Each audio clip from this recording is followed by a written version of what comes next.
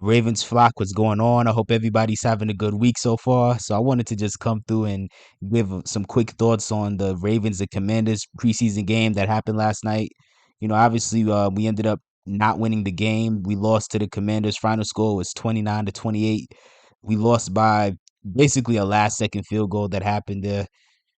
And the preseason streak is finally over. The 8-year, 24 game streak is over. Of course, nobody cares outside of John Harbaugh. When you watch that press conference John Harbaugh did after that game, he looked hurt. He tried to downplay it, but he at the end of the day he was hurt. And obviously I can't clown people too much, obviously, because they're still competitors. So preseason or not, they want to just have a winning mentality. But at the same time, it's like I have Horus Taurus was saying in his video, like nobody really cares about this record because it doesn't translate. Like it really doesn't matter. It never did.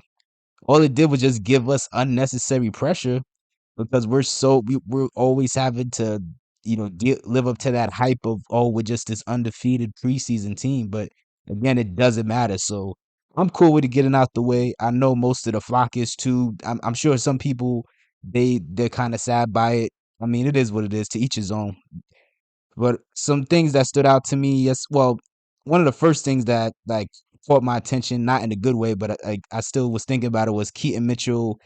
He actually got hurt in the game, but I saw a report that came out like it was about this morning that said that the injury isn't anything serious. It was just a stinger. So I mean, that's obviously good to hear. We don't need any more like injured people stacking up on the roster. Even if he doesn't make the roster, I'm assuming he's gonna make the practice squad. Because I know obviously we got JK and we got Gus and we got Justice, but I still think they're probably gonna find a way to get Keaton on this roster, to get Keaton Mitchell on this roster. So we'll see kind of what happens with that. Obviously, the biggest highlight on offense was that Zay Flower touchdown. Like it was a great thing to see. It actually, crazy enough, I know people might kill me for saying this, but it did remind me of Hollywood. I know a lot of people are saying that Hollywood wouldn't do that, and Hollywood would go out of bounds in that situation. But that's technically not true. Like and the example I'm gonna play a clip here, and it's gonna be a side by side. It's gonna be like a back to back clip of Zay Flowers touchdown and then a touchdown that Hollywood had in 2020. Ironically, it was also against the Commanders. Like, so I'm gonna just play those real quick.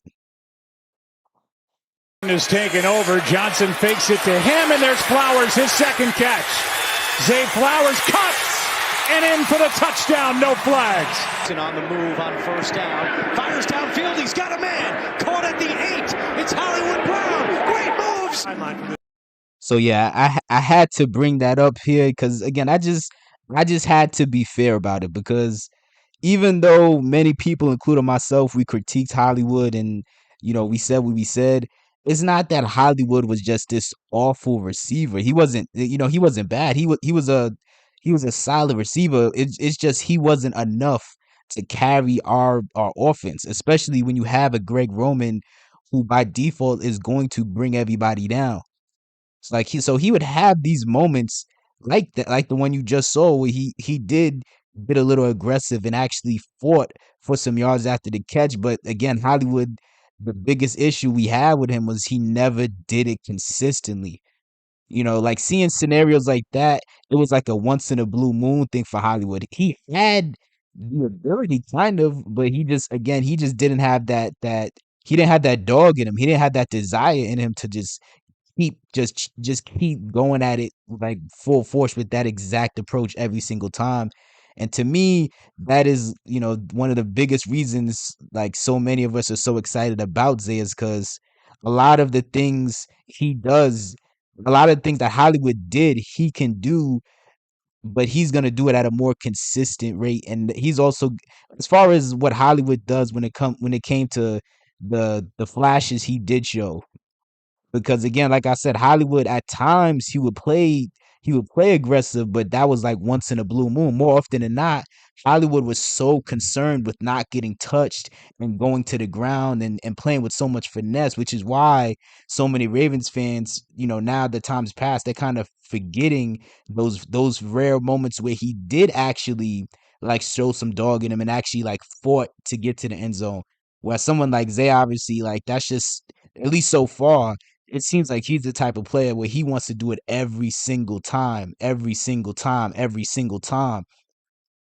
And I did a video when Zay first got drafted where I said that I think Zay could be Hollywood 2.0, and some people had misinterpreted what I said. Like they took it like I was trying to like shade or disrespect Zay and say he's gonna turn out like Hollywood, which obviously that wasn't the case. You know, number one, Hollywood wasn't that bad of a receiver. He was solid, just not the best we could do. But also number two, you got to remember when you call somebody a 2.0, that's not always an insult. Sometimes 2.0 could just mean an improvement on the original version. I do think that Zay is gonna be like an improvement on the role that we had for Hollywood Brown. I think he's gonna be an improvement on that. He may not be as fast when it comes to top end speed as Hollywood, but he's way quicker in short space and he plays with so much violence, which of course being in the AFC North, like that's something we need so desperately, is somebody who has that dog, who wants to play with violence and wants to fight for yards after the catch, even if it's just 1 yard. Like even when we watched the first catch he made, that wasn't a touchdown in the game. The first catch he made where Emmanuel Forbes was on him, I believe, where he didn't gain too much yards after the catch, but he still just had that elusiveness about him, and he did whatever he could to get that extra yard, that extra 2 yards. Like, oh, and obviously as the season goes on, all those extra efforts will add up. And I do believe that's an improvement on Hollywood because he could still be that deep threat that Hollywood was. But when you add the deep threat ability with the aggression and the fight to want to get more yards after the catch, is going to have a better result. Like if Hollywood played with this type of violence and this type of aggression instead of being the finesse player that he is, Hollywood could have easily had 1,200 yards when he played with us. Easily. But it just didn't go like that. So it is what it is, man. Another thing I took away was just like our secondary was just getting cooked, man. Like, come on, bruh. Like we can't. We got Sam Howell out here looking like he's about to be the next star. Like I mean, really, all the quarterbacks they had play that game. Sam, Jake Fromm, Jacoby Brissett. Like we had Jacoby Brissett looking halfway competent, man. Like, come on, dog. All their quarterbacks as a whole, they went 36 for 52. They threw for 297, and they had 3 touchdowns to only 1 interception. Like it was not the prettiest thing to watch. It really wasn't. On one hand, these were like our second and third string type of guys going up against their starters, and their starters are pretty solid. Obviously, they got a pretty underrated receiving core with McLaurin, I think it's Curtis Samuel, and then Jahan Dotson. Like they got some decent guys, so it is a good test for them. So on one hand, I'm trying to be positive and not worried because I'm like, hey, these are our third and fourth string type of guys playing up against their starters. But the part that's so scary is just the fact that Marlo is going to be out for at least a month. And I got to say at least because we can't trust John Harbaugh. John Harbaugh has never told the truth when it comes to injuries and the timetable for return. He's never done it. He always lies. So if he says a month, it might actually be 3. We don't know. And with Marlo out, I think Rocket Sin, we still don't know when he coming back.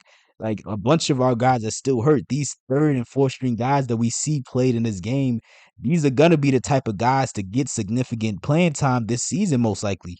So that's the part that's really scary. Because again, if you letting Sam Howell slice you up, like, what you gonna do when we play Joe Burrow? They got a way more dangerous offense over there. Like, we also got to play teams this year like the Chargers and the 49ers and the Dolphins. Like, we got to play several teams that have like pretty loaded offenses. We got to play the Lions. Like, so I really don't know what they're gonna really do with the secondary. I really doubt the guy Ronald Darby that they signed. I doubt he gonna make a difference. Like it's really getting a little spooky right now. Like all we could do at this point is just like pray that all of us get proven wrong and pray that somehow, some way, like freaking Jalen Armour Davis or somebody just magically transforms into Jair Alexander.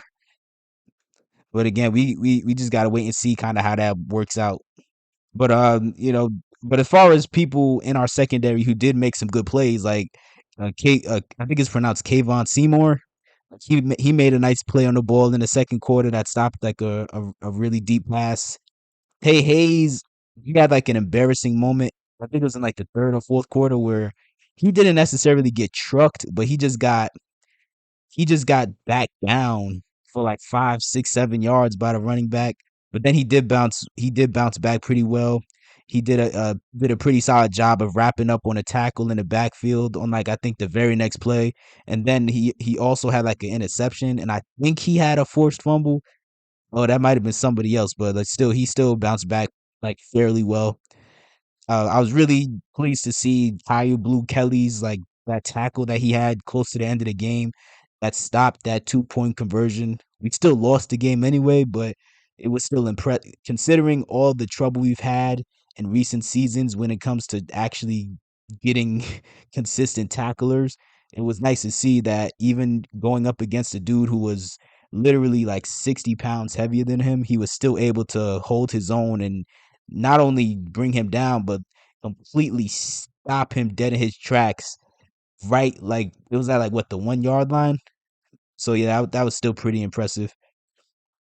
I was disappointed with think because the field goal that the field goal that they kicked that won the game, if I'm not mistaken, that was set up. I'm going off my memory right now. Like I'm pretty sure that was set up off of a penalty on like freaking Corey Mayfield, I think was his name, who I'm not super familiar with, but that's again that's the type of play that could easily get somebody taken off a roster, especially if he's not somebody who's been around for a minute. I gotta double check because I'm really not familiar with him, so I'm not sure where he came from. Outside of that, there was nothing else serious that I took from this game. Again, it's the preseason, so I always end up kind of taking things with a grain of salt and just like there's only so much you could take from the preseason. You're not really seeing all the tricks that the coaches have up their bag with the scheme. You're not even really seeing players try that hard, in my opinion. Like I don't think David Ojabo is trying that hard. I know a lot of people are saying they're concerned with him, but I think he's gonna be fine at the end of the day. He has all the skill. And when he came in late last season in actual game situations, he showed that he can get the job done. So it's not like there's no sign of him being able to get it done. So I think people are overreacting over how he's played in this preseason so far. I also wanted to real quick shout out Jeremiah Moon. I think that's his name. Like he's one of the people that people were hyping up during training camp. He actually had like a really impressive play that he made where he sacked Sam Howell or sacked whoever the quarterback was at the time playing where it was almost like hilarious to watch it just to see the replay of how massive his eyes were. Like it almost looked like a crackhead on their last dollar scrambling to find any change and they just spot a freaking quarter from like a mile away. Like he just had like the most ridiculous look on his face. It was hilarious. But I still respected it though, because he was locked in. So A breakdown whether Hal should have redirected the offensive line or they should have picked it up. But it is what it is. But yeah, like I was saying, like there's only so much I personally really can take away when you're just kind of watching the preseason as a fan. Like really most of the time, like 99% of the plays I'm seeing, I'm trying to imagine how it would look if we saw Lamar and like the actual starters doing these things instead of Josh Johnson and Anthony Brown, which again, it still blows my mind. A couple months ago, there was like a debate, or not a debate, but there was like people kind of running around saying that Tyler Huntley's QB2 spot is at risk right now. Like Tyler gonna be fine. Like these guys, there's a significant drop off in talent, but I mean, it is what it is, though. Let me know what your thoughts are. Let me know, did you care about the winning streak getting snapped, and how do you think we're gonna do against the Commanders this? Not the Commanders, against the Buccaneers this Saturday, because that's gonna be our final preseason game.